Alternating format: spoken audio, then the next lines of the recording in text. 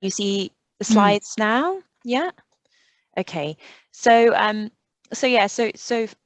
just to introduce myself, I'm work for the Centre for Sustainable Energy, and CSE was kind of recruited as part of the Climate Action Fund project to work with 6 communities in Bristol, including Bristol's disabled community, to create these carbon footprint reports, looking at carbon emissions across different areas of people's kind of lives, and how that might differ in different communities in Bristol.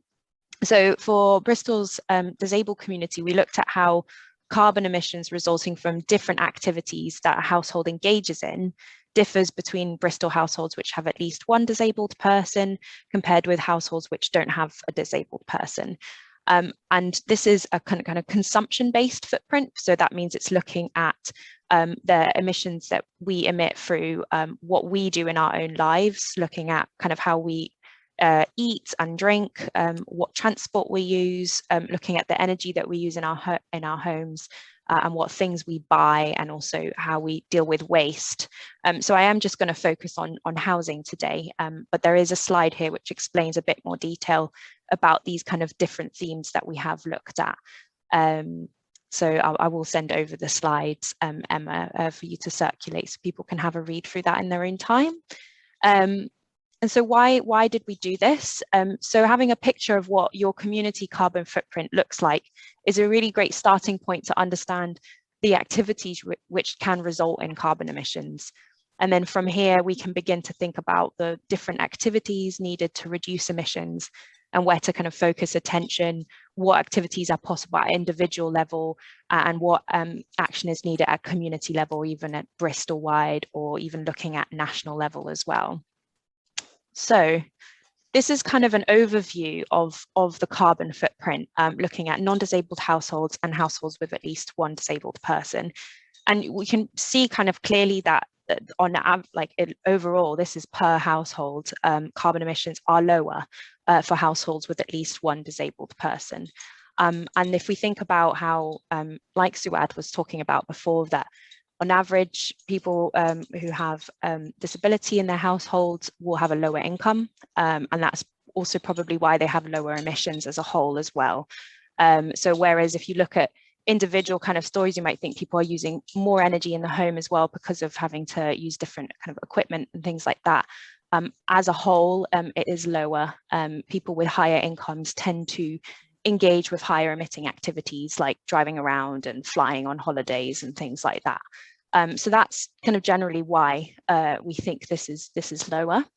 But that's not to say that it's not useful for anyone to take action on beating climate change, and it definitely requires effort from everyone in Bristol. But obviously, we understand there are barriers to that as well. So looking at housing, and we look at energy across different kind of fuel types. So looking at gas, electricity, and also other fuels that people use in their homes. So in total, 21% of the carbon emissions from households with at least one disabled person are from the use of energy in the home. So everybody uses energy in the home to power appliances, heat their homes, get hot water and cook, all the activities that we engage with. And in some households where there is at least one disabled person, there may be a need to keep the house warmer, like we just discussed, than average. And also the household may have additional electrical aids which facilitate daily living. Things like hoists and electric beds, all of which increase the demand for energy in those homes. So despite these additional requirements, the average annual housing emissions of households with at least one disabled person is still lower than non-disabled households. And although, we might find this surprising, this is also linked to the income side of things, and people with a higher income often have bigger houses and are using more energy. And that's kind of roughly the gist of it.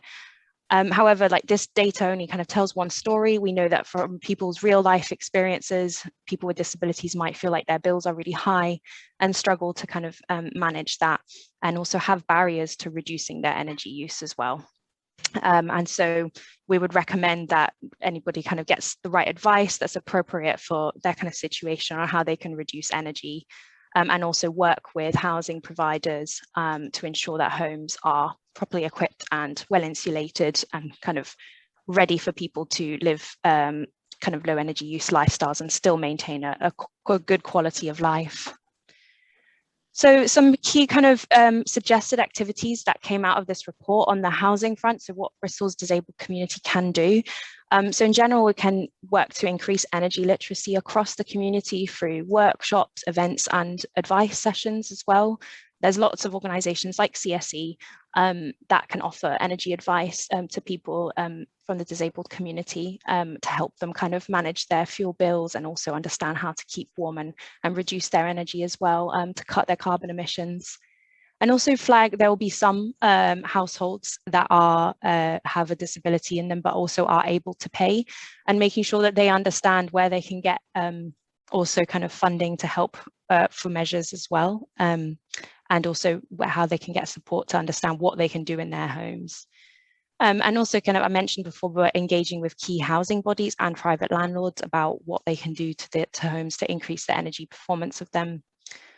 There's also options to set up bulk buying schemes, and that's a way to get discounts on things like solar panels or insulation and things like that on like a community or street level. So that's also another option that can be explored, and that's happened in other places in the UK. And also something that we found really, really useful and that Bristol Energy Network has is a community energy champion project, maybe specifically focused around getting people from the Bristol's disabled community to act as energy champions, to be able to help, you know, their peers and people like them understand this kind of crazy world of energy and what they can do. And then also another activity is having energy audits of kind of businesses and community buildings that the disabled community use a lot, to see how they might be able to cut down on their energy use and still kind of maintain a warm, healthy environment. And lastly, another one that I put there is this kind of green open homes style event. So Bristol has one called Bristol Green Doors, but there could be one specifically for the disabled community as well, looking at how we can make disabled homes better for the environment and kind of share experiences and ideas and learning from within the community about what they've done in their homes. So that's another example of showcasing what can happen.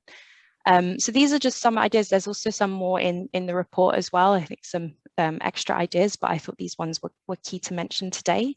And I think I'll probably end the presentation there. And well, there's a few other slides going through all the other themes, and I'll actually go, if you bear with me as I flick through my last slide to just kind of say some key concluding thoughts that I had looking at this report.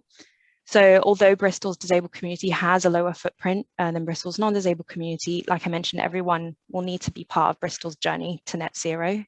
There will be a lot of variation in terms of individual choices and what people are able to change in their own lives within the community, and like understanding that is really important. But all the suggested activities across the different themes in the report have several co-benefits associated with them. So that might be including mental and physical health, social cohesion, resilience, and saving money. And these are all therefore worth doing and only serve to improve the quality of life as well as reduce emissions, wherever this is improving quality of life, obviously. And there are, of course, barriers as well. As we've already discussed with Suad, to disabled households engaging with many low carbon activities. And whereas this is the case, we would really strongly recommend the community should lobby and campaign for change amongst the kind of bigger bodies that are responsible for change in Bristol, and have a voice in that decision-making process. So there's kind of two sides of things. There's the individual changes we can do in our lives, and then there's recognizing the barriers and trying to kind of campaign around that and make the voices heard. So yeah, that's general thoughts. So maybe we can kind of open that up to chat a bit more and what people think. Amazing, thanks, Megan. Suad?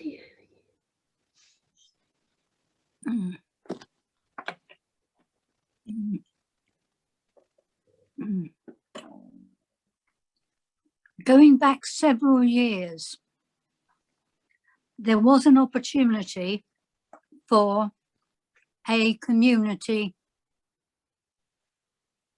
solar panel system. I applied and I was told the council is not supporting it. I'm aware that Amelia's been doing lots of great work with Bristol Energy Network on around possible like city leap things and that kind of thing. Would this be maybe a good time for you, Amelia, to? It was it was several years ago, Yeah.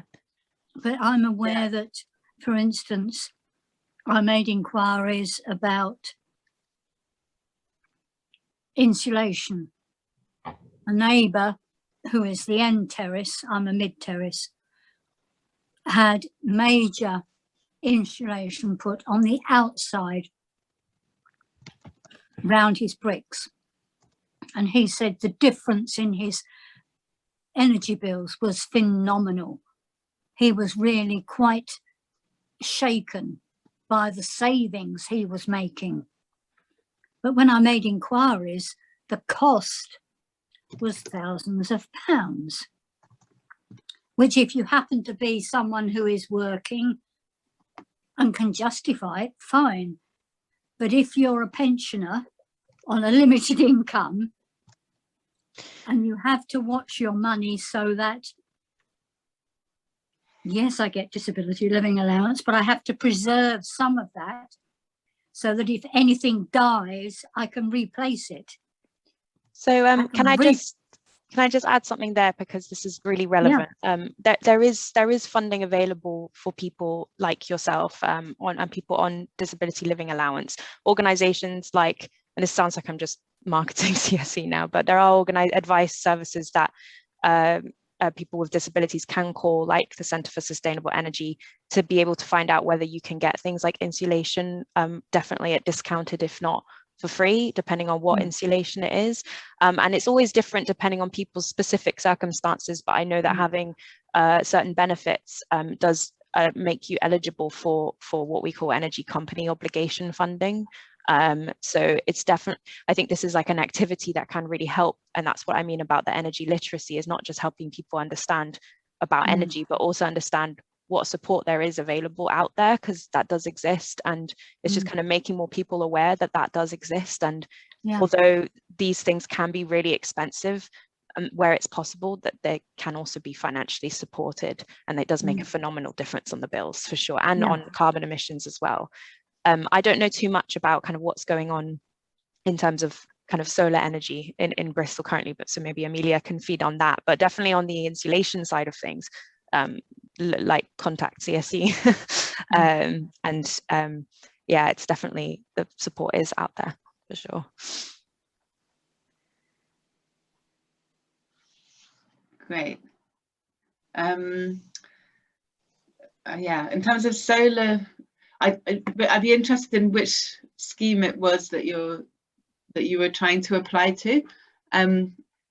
I know that there are community organisations which are trying to put solar on the roofs of households, but there are still some issues with the business model, so it's not currently available. There's a group called Lockleys Love Solar who have a really brilliant business model, but it just has faced some barriers. And yeah, I think that's important. There's also, the council have a scheme which is a kind of local delivery of the Green Homes Grant, which maybe Megan knows more about. And I know that there were grants available for people who own their own house but have a household income below 30,000 a year. And I don't know how much that was promoted in the disabled community. I think that would probably be a really good thing to do. It's possible there were a very limited number of households that could kind of benefit from that particular scheme, and I don't know for sure. My colleague Dave would know more about whether there's still any availability for that. And yeah, I can provide that information to Emma, but I think it could be really good if we had a better system whenever there are opportunities like this to really communicate it well to disabled people. And I don't know if something that the Disability Equality Forum might be able to do is to keep a list of people who would like to have insulation, solar panels, etc. And then, you know, as soon as we find out about a financial support scheme, we could get in touch with all the people on that list. And and yeah, that might be a good way of doing it, because often with these schemes it's very, very quick, and the government makes the money available and you have to spend it all within Yeah, and then they take it away. and then they Yeah. take it away, and so actually the more we're ready in advance to make sure that that money goes to the people who need it, you know, these things do keep coming back, Yeah. so that could be a really good intervention. It just reminded me of the point that like having the capacity to engage with this is lower within the disabled community, because there's so many other things that households are thinking about. And so I think this is the kind of thing where you need really proactive communication of this, rather than saying, here's a number that you should call to find out. It's more like, this is happening now, that, you know, make the most of it. So yeah, I would really, really agree with that. Because it's surprising how you think that this is known and actually it's not promoted enough. Yeah, sorry, I cut you off, Amelia. That's okay.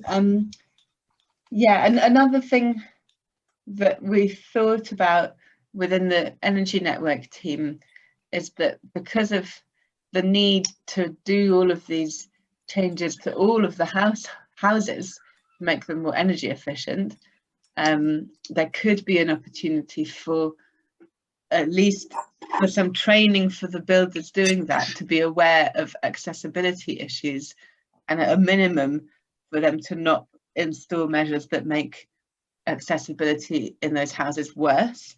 But there may be some opportunities when when kind of insulation work, or changing the heating system to a heat pump, or you know, those kinds of interventions, which might involve some electrical work. Like, could it involve making sure that new plug sockets are put at a height that they can be reached from a wheelchair? You know, it'd be good. I'm sure there are architectural codes out there which are being used for new build and for other situations, of how to make sure that buildings are made accessible. But I think that could be a really valuable thing to integrate into the training for the builders who are doing that retrofit. It's just another idea to add to Megan's list, which is a great list. That's a really good idea. And it actually could go the other way as well, like making sure that people who are fitting stuff kind of in terms of accessibility and disabled needs are aware of low carbon aspects as well. Yeah, I think that's a brilliant idea, definitely. Yeah. There needs to be, like, there's so much more work needed, and there's not enough people like with the training to do the work, and that's like a fundamental issue that we have with kind of retrofit that needs to be addressed. So bringing this into it as well is really important. Yeah, I'm wondering, Megan, if you could put your slide back up with the actions. Yes, of course. Yeah, let me just get that. Just put that through, and Emma, to hear your responses as well to those ideas. Let me find, I think it's this one. Can you see the slide? Yeah, so it talks about increased energy literacy, flag funding opportunities. So yeah, I guess that's for both able to pay and non-able to pay as well. There's different kind of funding opportunities depending on people's kind of able to payness. Yeah. I think there is a requirement on new build. Yeah. That they have not just a proportion of accessible housing, but they have to have a very high standard of minimum carbon. Yeah. Yeah, but if they don't meet the minimum carbon requirements, they don't get planning permission. Yeah. It would be good if the standard was even higher than it is, but there is a standard which is much higher than for terraces. Yeah, but there is still a kind of, Bristol's recognised how much we need to improve existing housing as well, and so there is a bit of pressure to make those better too. It's just a bit complicated, I guess, and needs some drive behind it. Yeah, I'm aware that when it snowed, I could see which of my neighbours had got insulation in their loft. Yeah, very basic, visual. Yeah. but you Yeah. know, there was I'm in a terrace, I'm opposite a row of terraces. Several of the houses in the terraces opposite had thick blankets of snow on their roofs. Several had no snow at all. Mm. You Yeah. know, and that's heat that's going out through the roof, which is Absolutely. actually energy that's being burnt and wasted. Yeah. So that's loft insulation is definitely a measure that is funded for people who are on kind of DLA or other benefits as well. So that's definitely something that, for example, that could be the theme of when like a workshop could be funding available for the disabled community, and because that's something that can be provided by partners like CSE or kind of other organisations within Bristol. So it's definitely worth considering that. Emma, was there any of these kind of actions that you feel are kind of the most useful that you can include in the plan maybe, or what's your kind of thoughts? I guess thinking in terms of things that I've heard people say, I think maybe in some ways kind of like a community energy champion, that a lot of these kind of other things can sit under a little bit would be really good in terms of, I think a lot of people say, you know, I really want to switch to green energy or have, you know, loft insulation or whatever, but I don't know where to start. I don't have the time or expertise. So maybe just in someone sort of funding someone who has that expertise and can like collate lists of people who are interested in this, and then plug, you know, that's all plugged in for when money appears. Someone who's kind of like doing that joining up of networks, I think might be a kind of affordable way of kind of hitting a lot of these boxes. Yeah. And then I think then alongside that, I think the idea of like open home events or some kind of like showcasing of models kind of been something that as for some of the other sort of listening sessions has appeared as kind of quite a nice idea as well. Some like kind of showing what is possible for disabled people, when maybe I think some of us kind of think, well, and maybe this is just not for us, like showing that actually it can be like accessible and green at the same time, and this is how you can, if you see it, you can kind of believe it a bit more. So I wonder if maybe somehow kind of bundling these up amongst the kind of person who has that role of being that link into the community and inspiring people in that way. Definitely. I think with the Green Open Homes event, I mean, it's already a proven method, because people tend to trust people like them showing them what is possible. So the whole premise behind it is that it's not like a tradesperson coming to sell you a product. It's your neighbor and somebody like you who is showing you what's possible. And so, you know, that exists, and that's been shown to be successful within non-disabled communities. So there's no reason as to why it shouldn't be successful for disabled communities as well. And there's lots of kind of resources out there that you can use to set up an event like this. I agree, a community energy champion or a few community energy champions could really kind of drive a lot of these different streams forward. It's definitely a really useful way to start. Perhaps the community energy champions need to be particularly linked to those areas of the city that have the highest proportion of old housing, which will be the kind of housing that is least insulated and most energy inefficient.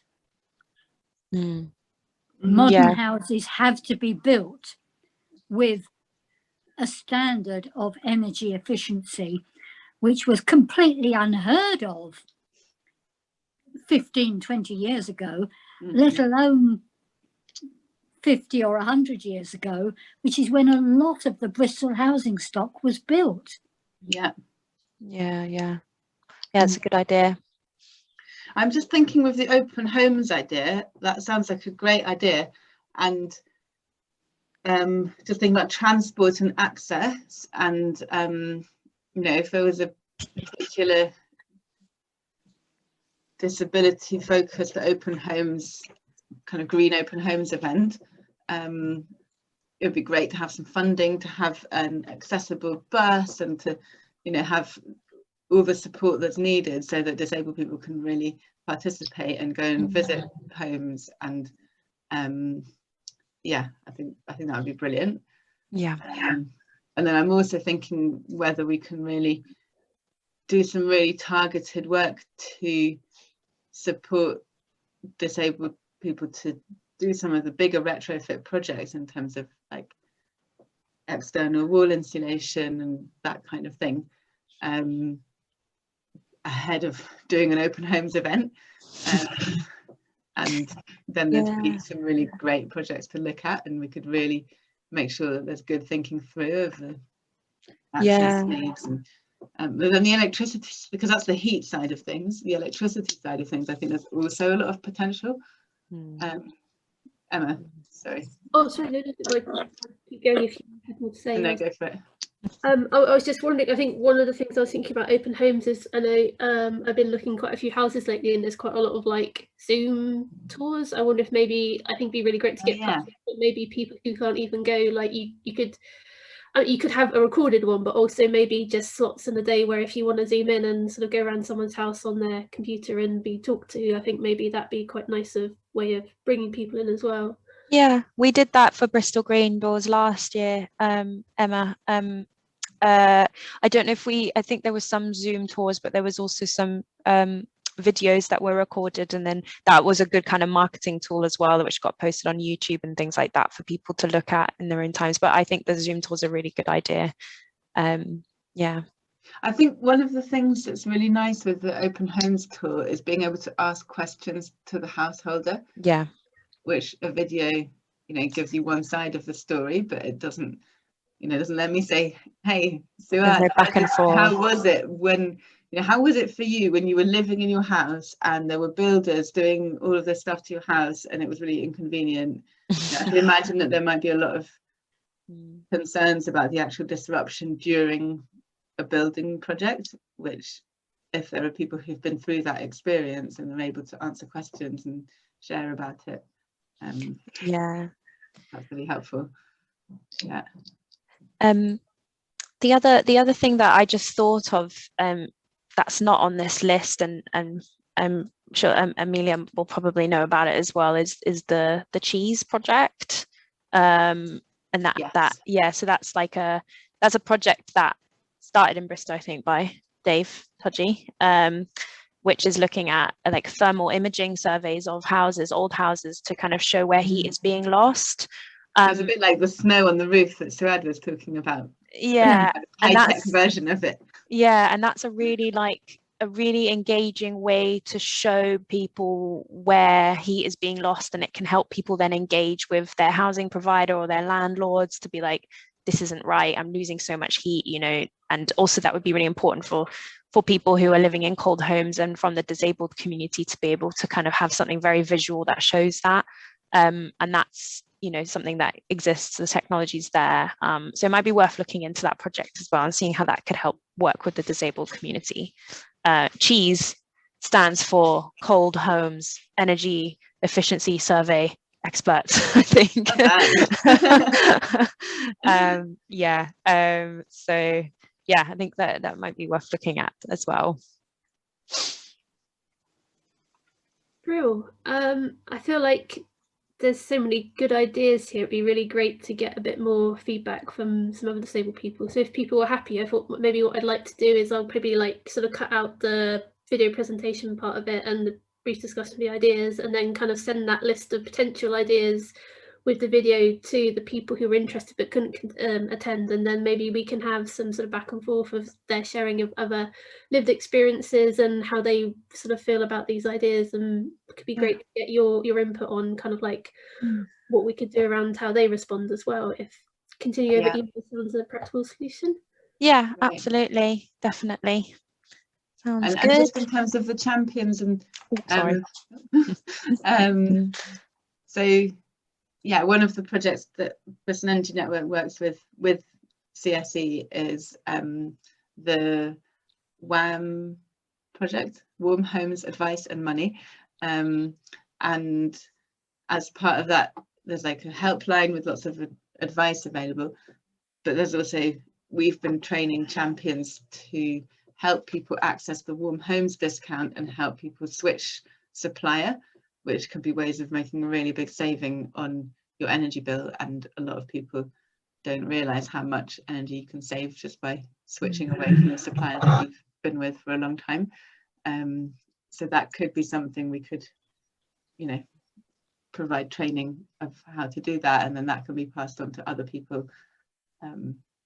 So yeah, and we have got trained energy champions already who know how to do that, but because of the pandemic, it's been quite difficult to find the right moments to give those presentations, and you know, we would have been going to lots of events and community meetings to share that knowledge. So again, we would be really happy to come along to a session and kind of give that information. Train new champions up. Can the champions train other champions? Amelia, is that? Yeah, I think they can, and you know, they also can help people actually through the process. Yeah.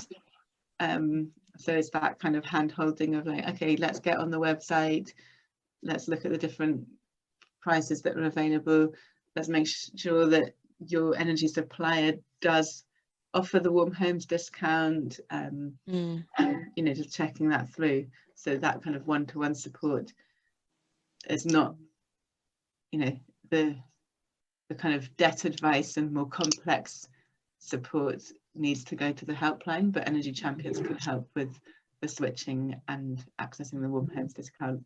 So yeah, we're available to do that and to help share that information. That sounds amazing.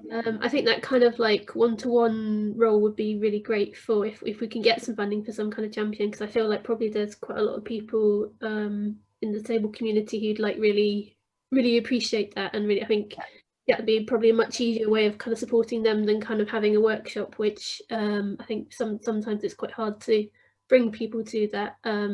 But yeah, that sounds great. If like a great way of sort of like getting support and training for that champion. I think that sounds a really good way forwards. Great. Amazing. Does anybody have any other kind of closing remarks or kind of comments they want to bring before we close for today? I think I'm right. I'll email you, Emma, with kind of links to like the Cheese Project, and I can link you to WAM as well, and other kind of helplines that we have, just in the medium term, to share that with the disabled community. But yeah, and also to include in your plan. Great. Yeah. Well, thanks so much everyone for your time and expertise, and yeah, hope to continue this discussion from here over email. But yeah, great. Okay, well, thank you everyone. Thank you. Thanks. Bye. Thank you. Bye.